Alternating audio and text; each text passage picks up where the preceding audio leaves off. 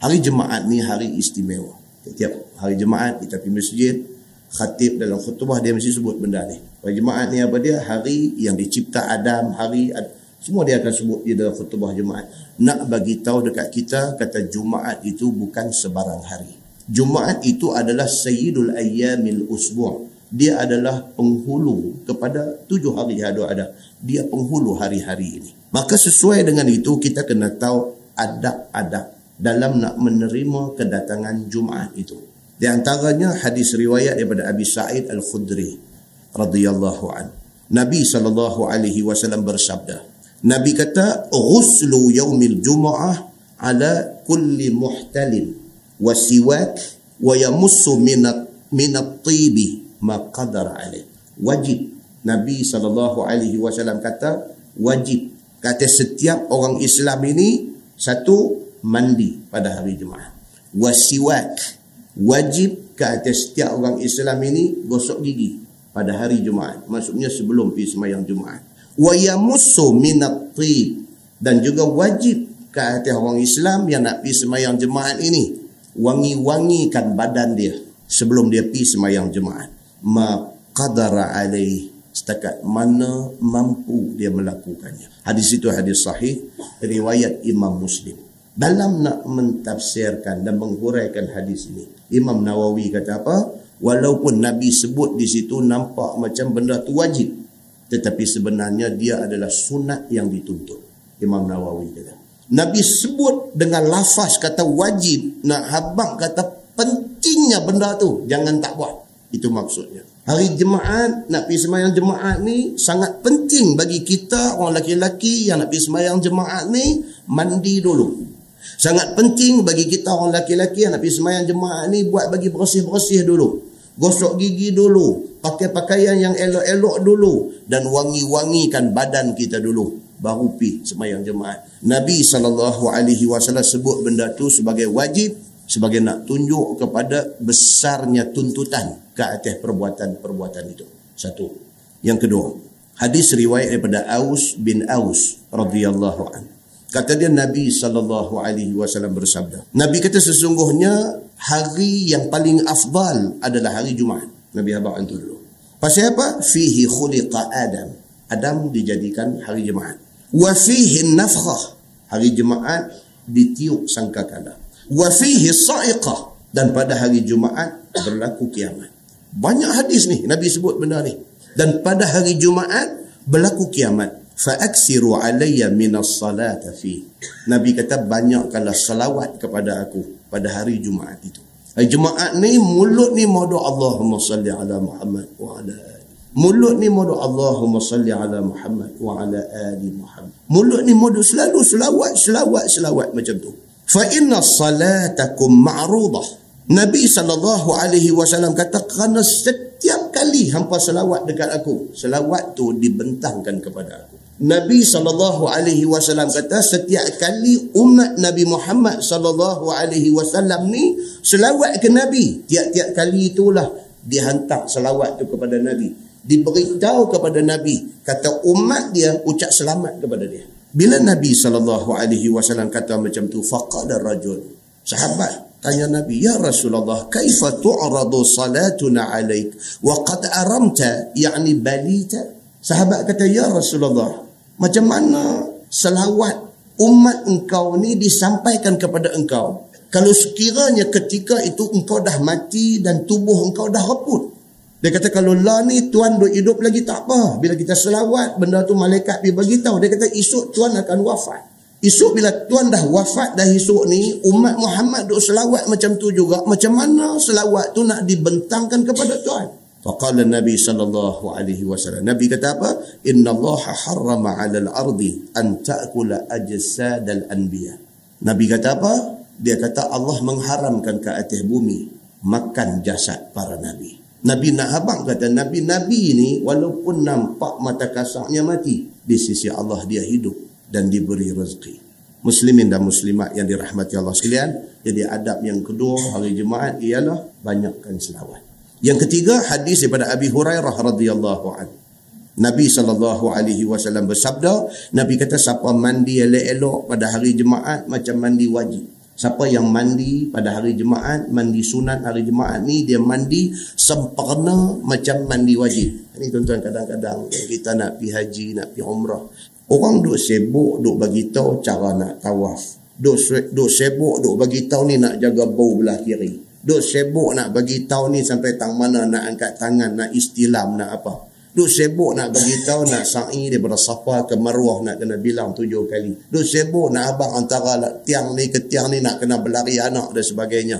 Kadang-kadang orang terlupa satu benda yang jauh lebih penting daripada tu. Bukan hak tadi tak penting, tapi hak jauh lebih penting daripada tu. Apa dia tuan-tuan? Mandi wajib. Tuan-tuan boleh bayang tak kawan yang pergi buat haji, kawan yang pergi buat umrah, yang masuk dalam ihram, tiba-tiba dia mandi wajib tak sah. Tuan-tuan boleh bayang tak haji dia jadi macam mana? Dia tawaf tak sah, pasal mandi wajib dia tak sah. Bau punya duk jaga balik kiri, tang mana nak lari dia lari dan sebagainya. Tengok-tengok benda asas hak mula sekali, mandi wajib tak sah. Dia balik itu, dia bawa balik ihram. Kursus haji, kursus umrah ni dia terlupa nak emphasize, dia terlupa nak tekan benda ni. Pasal apa? Pasal dia take for granted, dia buat mudah, dia duk ingat benda ni orang semua tahu.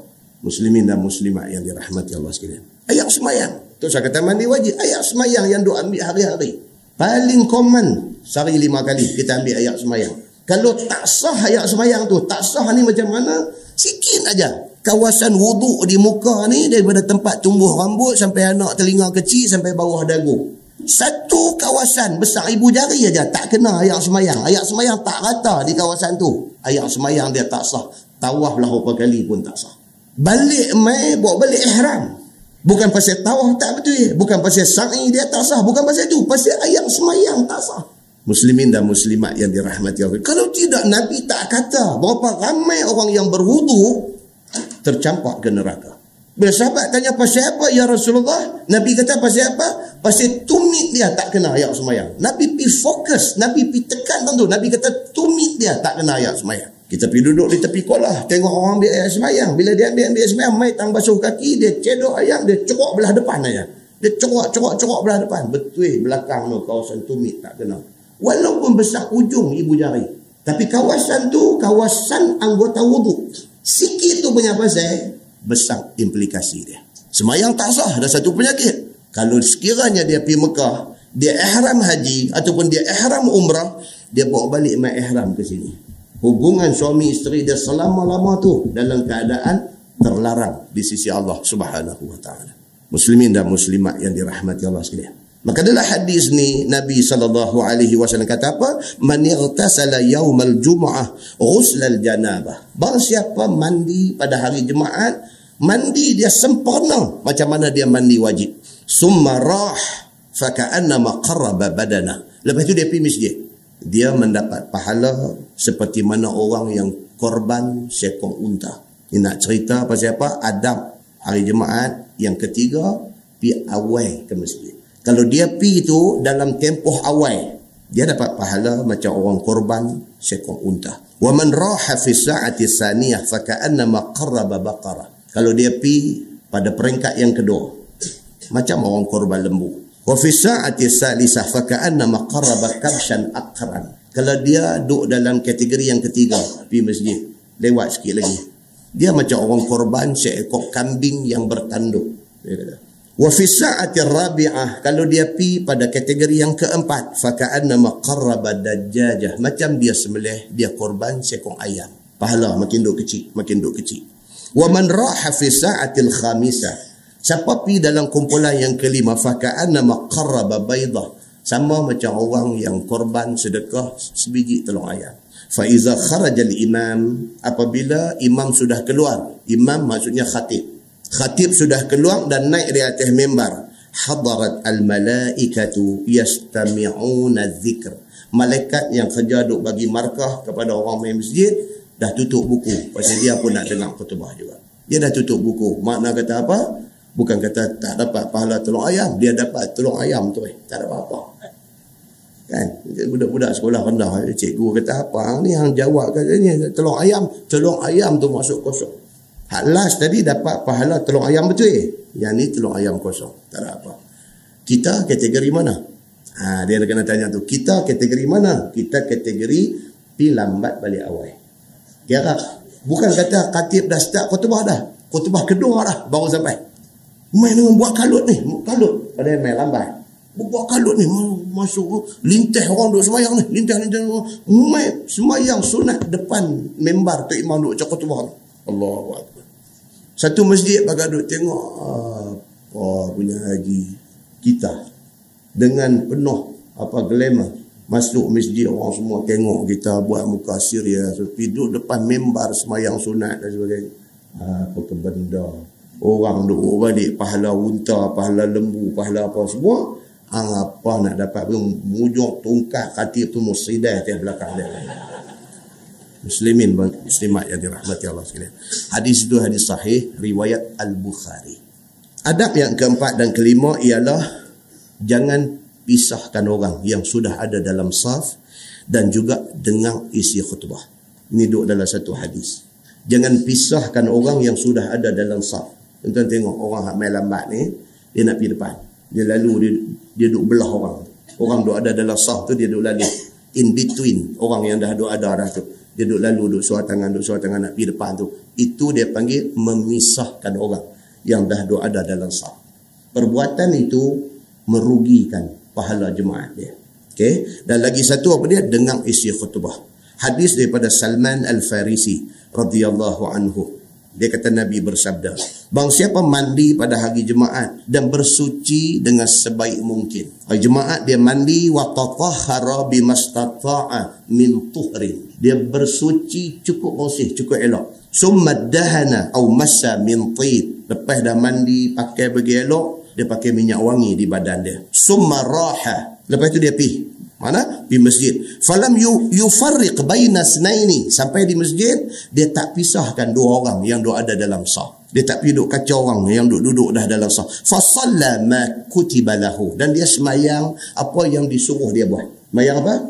Tahiyatul masjid. Semayang tahiyatul masjid ni walaupun khatib tengah duduk khutbah, kita kena semayang sunat tahiyatul masjid. Pasal apa? Pasal berdasarkan hadis Nabi SAW, satu sahabat masuk, Nabi tengah duduk khutbah, dia terus duduk. Nabi kata dekat dia, qum, bangkit, farka' raka'ataini. Nabi kata rokok 2 rakaat. Nabi suruh semayang sunat tahiyatul masjid, baru duduk dengar khutbah. Semayang dulu sunat tahiyatul masjid. Dan ulama dalam menghuraikan hadis tu dia kata apa?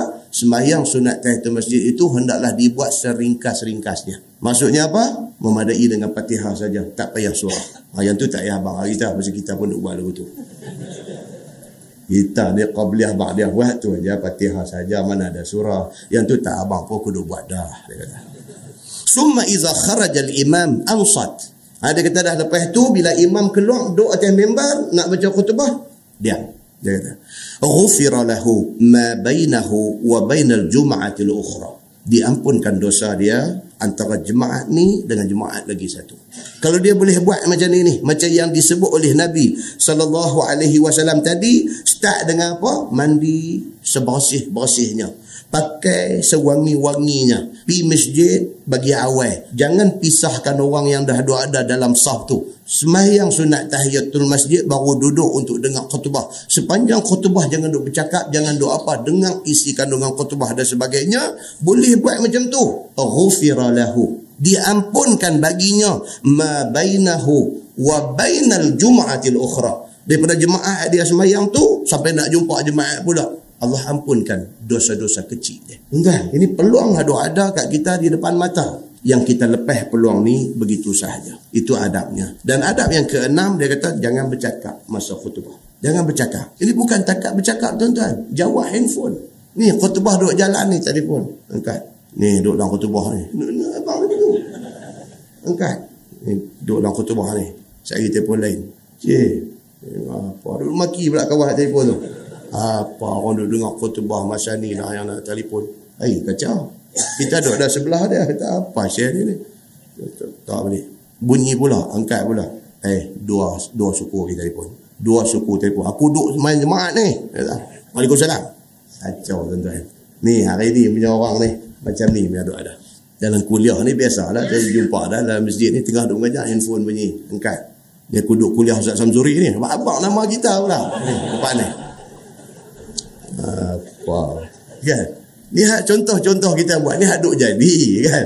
Jadi kawah duk biasa buat, jangan duk buat dah lah. Jangan duk buat dah karut ni semua kan. Tak dapatlah pahala yang dijanjikan oleh Nabi SAW ni. Hadis yang berikutnya dia kata jangan bercakap waktu khutbah. An Abi Hurairah radhiyallahu anhu anna Rasulullah SAW qala idza qulta li sahibika ansit yawm al-jum'ah wal imam yakhutub faqad laghawt. Ini hadis popular. Kebanyakan masjid sebelum Bilal bagi tongkat puasa dekat khatib tu, dia nanti baca hadis ni. Tapi ada setengah masjid tu dia baca apa kita tak tahu. Qala Rasulullah sallallahu alaihi wasallam idza qulta li sahibika ansit. Begitu kan. Kita dengar tu macam satu macam lagu gitu ya. Tambah faqad la'ud. Dia qaut panjang tu kan. Apabila seorang berkata kepada tolannya, tolan dia terjemah tu kan. Klasik tu dia. Apabila seorang berkata kepada tolannya, kepada kawan dia, kepada sahabat dia, dia guna perkataan taulan kan. Diam olehmu, maka sia-sialah jemaatnya pada hari itu. Allahumma salli selawat. Nak begitu kan. Jadi apa mesej yang dia nak bagi? Kawan haduk mai jemaat 25 tahun dah tak faham. 25 tahun dah duk main jemaah ni, duk dengar yang tu duk tak faham situ lah. Hak dia nak habangnya satu. Apa dia? Saat lagi bila khatib start berkhutbah, diam, jangan bercakap. Hak tu hak dia nak abang. 25 tahun makmum gagal faham apa hak dia nak abang. Satu perubahan kena buat. Bagi orang tahu. Apa tu hak dia duk abang tu? Bunyi berdengung. Apa benar dia nak abang apa? Inilah hadis dia. Nabi kata iza qulta li sahibika ansit. Apabila hang kata dekat kawan hang ansit, diam. Yaumal jum'ati wal imamu yakhutub. Hari itu hari Jumaat dan imam tengah duk khutbah. Bukan kita duk bersembang, bukan kita bercakap. Kita tegur dia ni duk bersembang. Kita hak tegur tu faqad laghaut. Maka sia-sialah, lagalah jemaat kita hak tegur tu. Habis kawan hak sembang, kau tu lara lama lagi dah. Daripada tadi dah lara dah. Kita hak pergi tegur ni faqad laghaut. Lara, maka lagalah, maka sia-sialah jemaat kawan hak tegur. Kawan hak kena tegur tak usah sembang lah dia ni. Tak bolehnya bercakap dalam khutbah sampai macam tu. Muslimin dan muslimat yang dirahmati Allah sekalian. Cuma ada satu yang tuan-tuan pun tak bisa dengar dan saya pun baru dengar. Apa dia? Hadis riwayat daripada Ibni Umar radhiyallahu anhu. Dia kata Nabi SAW bersabda. Nabi kata iza na'asa ahadukum. Apabila seseorang kamu jadi mengantuk yaumal jum'ah, pada hari Jumaat waktu khatib duk berkhutbah. Kalau kamu rasa mengantuk, dia kata, falyatahawwal min majlisihi zalik. Nabi kata bangkit, pindah daripada tempat tu, duduk di tempat lain. Pasal apa? Pasal Nabi nak suruh kita dengar isi khutbah. Kita tuan-tuan memang dah set dah. Saat lagi dan lab 20 minit dia. Nak lab 20 minit ni penat ni hari ni daripada awal pagi tadi dengan meeting, lepas pada meeting, lepas pada meeting, lepas tu jumpa orang, lepas tu nak kena settle yang tu. Ni Jumaat. Kita dah exhausted. Penat ni tak tahu nak abang. Dua ingat saya lagi cantik masa khutbah tadi lab saya. Memang pada awal dah niat bukan nak pergi dengar khutbah, nak pergi lab. Satu sahabat hantar gambar mereka saya. Dia kata ada hantu di dalam sembahyang Jumaat. Sila lihat gambar di bawah. Ni email. Kita pun scroll. Tengok. Ada satu gambar. Dia ambil gambar daripada belakang sana. Ambil main ke sini. Khatib duduk atas member duduk khutbah. Ada satu jemaah depan ni tak ada kepala. Dia tak ada kepala. Pasal apa? Lena kepala duduk tunduk gitu. Jadi bila dia snap gambar daripada belakang. Tengok tak ada kepala. Nampak bau yang sama kata itu kepala tak ada. Dia kata dikesan ada seekor hantu di dalam sembahyang Jumaat di masjid sekian-sekian tadi. Dia kata, ya Allah. Lara tak tu ada ambil gambar tu? Lara. Tu ambil gambar tu lara. Hak Lena tu memang lara dah. Ni ambil gambar, nak abang kata ada hantu dalam masjid ni. Muslimin dan muslimat yang dirahmati Allah sekalian, demikianlah jemaat yang kita lalui sekian puluhan tahun lamanya. Jemaat yang kita lalui ini kadang-kadang berapa persen saja daripada kehendak jemaat yang diputuskan oleh Allah dan Nabi sallallahu alaihi wasallam.